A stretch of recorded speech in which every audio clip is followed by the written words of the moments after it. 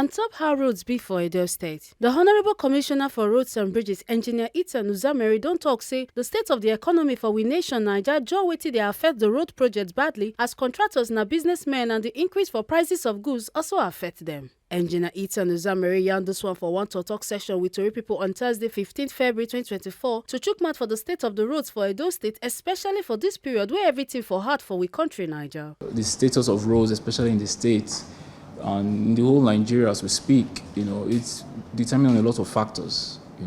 Number one, there are economical factors, which is the biggest factors. The other factor is, capacity, factor of capacity. And, I feel it's very important for us to have somewhat of an informal conversation, and ybbe we can take what we get out of it. So let's just talk about the state of the economy today. Everybody now in the world is very media savvy. Everybody have access to news in whichever spectrum they decide to get it. And we can see how, the state of the economy. And I think even about 2 years ago when I had something similar with the press, and maybe if you can go back to that interview, there's something I'm very consistent in saying that we are not being honest with ourselves in the state of Nigeria today. I think there's a lot of issues in the foundation of the way we've operated.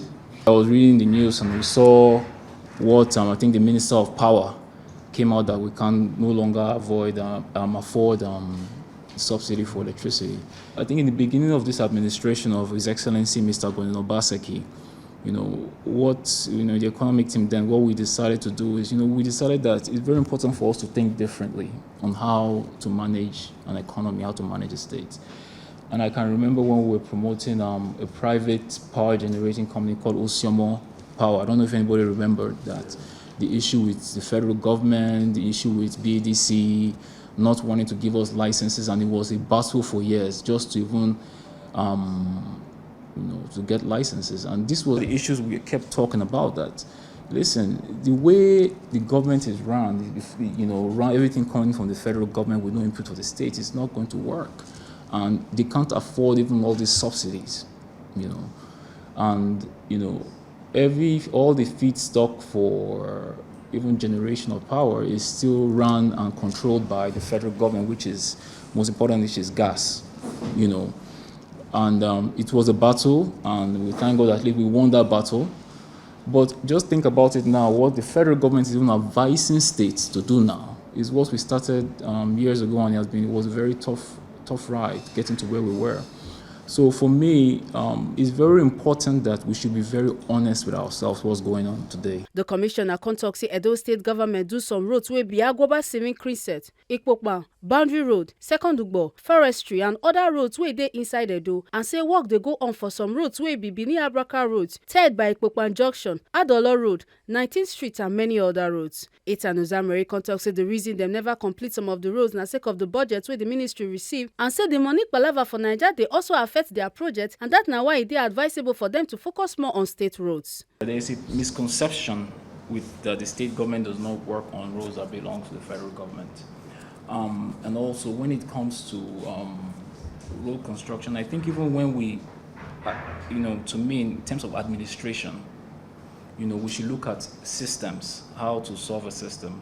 What people would have thought is that you just pour asphalt on that place and it will work, but if you do that, it's going to fail, because before I came to that ministry, it has been done. It gets done almost every dry season, and when rain comes, it gets spoiled. That particular road, I think for the people of Edo State, I go through there almost every day. And I'm sure if you watch us through the media, we are working there. We've opened part of the Ewa Road, and we're working on open part of the Ewa Road. But an issue what happened with that road, technically speaking, was that first the drains were blocked, and under Divly Oil, a concrete slab was put there, and without the permission of the state government, because the state government doesn't own the right of way of that road. So if you know anything about concrete slab, break a concrete slab is not easy. But there's a bigger problem that nobody's speaking about. We are seeing around the world that there's a big erosion issue happening. The river, the Boba River is, and even when we broke that slab, you could see the water coming from the river. So for what we are trying to do to create a long-lasting solution to that road, which is even part of our Benin Asaba concession road, is to at least dredge some part of the Ikoba River, because that's the only way we can solve it. Because anything you put on that place immediately will be failed right immediately, and that's why, like I said earlier, most of the vision of this government is to work on a lot of adjoining streets. So we are working on a lot of adjoining streets, but the issue of that spot that you mentioned is not an issue of adjoining streets. It's an issue of, first block the drainages by a concrete slab, then also because of the rising tide of the Boba River that's around there. Well, you see, some of these roads that serve as a bypass between the federal road is because of the heavy machinery of roads that go through those roads, and especially roads that transport petroleum products. Petroleum products have a lot of bad effects on asphalt. So that's why from I think beginning of last year, if you see most of the new roads being constructed, we're using more rigid pavements, more concrete on the sides, not full concrete yet because of the price of doing a road based on concrete. So those issues will be addressed. And that's the reason why last year we had a cry and a plea for them to assist us on doing those major roads. For the state to do that Benin Auchi road that will help side roads like the Uzamere roads you're speaking about, it will probably take 2 or 3 of our budget year, and we can't do we might not be able to do other roads. So that's why it's important for calling to the federal government to still work on those federal roads while we do ours too, because we do a lot of federal roads on our own. But a lot of the bypass roads gets affected because of these heavy-duty vehicles going through Edo. If you look at the map of Edo State, going from, which you all know, going from the southwest to the southeast, sometimes going to the north, everybody goes through Edo at some point. So just imagine the traffic. Imagine the traffic that goes through Edo. And this goes back to when the first of my opening statements is that at what point, when they prioritize even the fixing of these roads in the federal government, why don't they look at states like Edo that have high traffic? I think the federal government did a traffic impact assessment, and the assessment is not out, but I'm very sure that when you bring that assessment comes out, you see the amount of traffic that goes through Edo. So when they are doing their planning for road rehabilitation, what priority is given to Edo State? I think those are the things that we need to ask, but at that level, what can we do as a state? That's the reason why we do the alternate roads. But our own road specifications is not to the specifications of their roads because of the economical issues, like I mentioned earlier. In terms of the beginning of the Sapler Road, it comes from what I also said before. Sapler Road, when sometimes they get right of ways, they don't inform us. So what we do is we actually go back to fix when we see it happening, or when our people are going around, we actually stop them and we ask questions. So for things like that, it's somewhat similar to the slope road, more reactive, which we are really not supposed to. We have to be proactive. We find ourselves in a position that we are reactive. But for the past few months, close to a year since I assumed the ministry, I've opened a lot of communications with the federal entities, and they have been very, very cooperative, at least for the past few months. I'll talk about the concessions. Let me first talk about the internal roads. One thing about roads is that if a road sometimes is not in your right of way, you might not know what is going on in other places. I think last year when we had issues with the Benin Lagos road, yes, there was a lot of media issues on it, but as soon as it was fixed, nobody spoke about it. I think people didn't even remember even how bad it was. Same thing happened with the Benin Sapler Road, and it was state that did palliative. The Benin Agbo Road, the states that also did palliative when there were issues there. But this government, which when we roll out a lot of our major plans, you see how much internal roads we have done. More than 700 kilometers of internal roads. But if those internal roads are not in your right of way, how will you know it? We just concluded the second Ugbo road. And if the second Ugbo is not in your right of way, you will have no idea. We are on the verge of completing Forestry Road. If you are not going through there, you won't see it. So I think it's rather unfair to say that we didn't do well on internal roads, based on the budget that was given to us as a state, what we could afford. We did a lot of internal roads. Also, when we were classifying the roads, we classified roads that, they're not heavy impact roads, and had a different approach for it, which we copied from the C4 model. But what now happened is that those roads that were not, heavy traffic roads now turned out to be very traffic roads, because people always need a way, so things like that happened. In terms of the concession agreement, so it's a model which we've started, and we are looking at a lot of other federal roads that we can see how we can follow that model. And I will not agree, sir, about you saying that it's rocket science. It's really not rocket. It's not really rocket science. It's based on specifications. States normally have the specifications of the way they do roads. The contractors follow those specifications. The state itself, we are not contractors. We are policy makers in the ministry, and we do a lot of monitoring. That's what we do: monitor the roads and formulate policies that at least help the contracts. But like I also said, sir, it's also a financial economical issue. If it was up to me, I'd rather do all the roads in the states full blown concrete and spray just a thin level of asphalt on it to help the sound. But it's not economically possible. There's no way we can do it, and we would dig ourselves more in debt. And also, when you look at the bigger picture, it's very important for us to also work on the economy of the state. Let's give people an opportunity to provide for themselves, because you can see what's going on. There's a lot of suffering, food shortages, everything.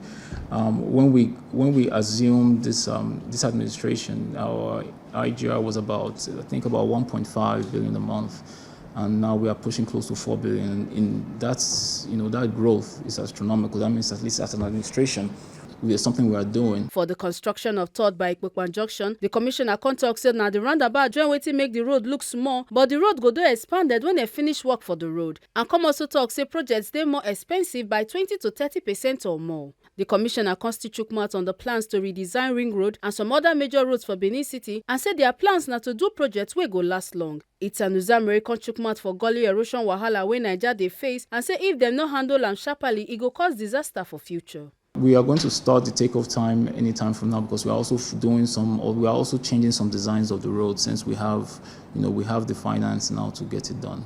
So right anytime from now it starts up. But the Ikpoba slope transaction is still going to be just solely the state that we are finalizing now, especially trying to fix that bad portion and every other place on that road. But it's going to just take off simultaneously with it. So it's going to start this year. So you might not see in the Akpakpava side, you might not see much work done, but you see a lot of work done in the just by the bypass, then where the air markings or where the tolls would be, which will happen any time from now. But it's going to be a process, and there's going to be a lot of community engagement, and which will call on the members of the press to be part of us for those engagements as well. Sometimes when you in construction, even building, there is certain decisions that have to be made. It's costing us, the answer is costing us about between 20 to 30% more. About 20, between 20 and 30, depends on the width of the road. But at the end of the day, we have to look at it this way. You do 20% more of the cost, and it lasts you probably like 5 years more. So if you do it the normal way that was done before, after a rainy season or 2 rainy seasons, it's gone. And you go back there, and you are, like I said before, in less than a year, we've doubled the amount of money to do a road construction. So at the end of the day, if you think you want to save 10, 20%, you end up doubling it in 2 years. So using that style, it's more economical in the long run. It's the roads first. That road you're talking about in particular, they are removing the roundabout, because they found that the roundabout causes more traffic. and more accidents, and introducing traffic lights. But if you see the design of the road, apart from the Sapler Road, between Third Junction and Ipopan, they are not straight, they are not aligned straight. So I don't know if you know what I mean. Yeah, so it's important for them to do a traffic light system there. But what I also tell you is ongoing. I think when it's finished, you will see the finished product. But if you look at the signboard, there's a design of it there. You can see how it's going to look like. The question of the formula, this is the first time I'm hearing that, and I think I will try to talk to people more and find out if I heard that. So it is the rigid pavement. But when the road is fully constructed, there will be an asphalt on top of it, and it will go back to the normal length. So the roads are not smaller, sir. It's just because it's an ongoing construction. Until you see the finished product, you might not appreciate. Just like when you are building a house, it's when you are done, painting, even sometimes even furnishing it, you see the beauty of it. So please, I think if you can help me spread the word, the roads are not getting smaller. It's not but what I'll tell you, they will last longer, and they are cheaper than going full concrete. If you look at before this administration came in, if you remember how bad boundary road was always, you remember they were always fixing boundary road. But have you noticed now we're not fixing boundary road like that anymore? Do you know the reason why? Is that Uzamere formula? Yeah. Then the ring road is being redesigned. Yeah. So I think it's better for us to finish with the design. Let us finish with the redesign instead of just pouring concrete on top. You see, it is important for us to look at this thing from a bigger spectrum. Like I always, when I first came into the ministry, the first thing I did the first month was first reanalyzing the costs of doing the roads, finding out how to help and assist the contractors to be more effective. Not just about giving out a contract and letting them go do what they want to do. How do we assist in terms of even talking to their suppliers? As a state, we went out and we had these conversations with them. That's why you can see a lot of work going on, because of, we are really in partnership with them, trying to help them to assist their business. But another thing is also, what was very important to me was asking the most important questions. What is causing these failures of roads, and the biggest failure to me, especially in Benin City, is that you can see, if you're going through our small cities, you see, apart from heavy trucks, yes, Benin is a construction zone, people build houses every day, but you see a lot of few trucks moving around in even our small inner roads. If you can go take petrol from your car in a cup and just pour it on an asphalt and see what happens, and you can see how bad it will go. Then also, erosion control. How are we controlling the erosion, the way water is moving? Because when water gets on top of a road and it affects the asphalt on the road. So a lot have gone on in the last year in terms of planning. Yeah. So and that's the Uzamere method, not the small reducing of the roads. I've heard people saying the roads are smaller, but I guarantee you they are not. They are definitely not smaller. It's just a method of constructing it to make it last longer, because you see, when you put all those slabs we put on the corner, what happens is that it reduces the expansion of the asphalt, because that's what starts the initial. We also, what I forgot to mention, we are going to do a lot of road stabilizations as well, just to stabilize the road. We will have to put a lot of speed bumps, because in the second war, when we finished it, I've been getting, the first week, a lot of praises. Then the second week, a lot of accusations. People are getting accidents every day now. Say the road is too smooth. So we are trying to put some speed bumps, but I don't want to put those concrete ones, because those ones spoil cars. So we want to do those rubber ones. So for me, a lot has to do with thinking differently, planning. Because it's not just going around giving out contracts to go and telling you go and do this. I think what happens is that we have not done a lot in the past few years in planning and how things to be more effective. Effectiveness is what matters. Cost saving. I'm very glad about the question of the economical cost of using concrete. I mean, like I said, if it was up to me, I would say let's do everywhere concrete and put one level of asphalt. And we know that it won't, at least for 5-10 years, roads will be better, but we can't afford that.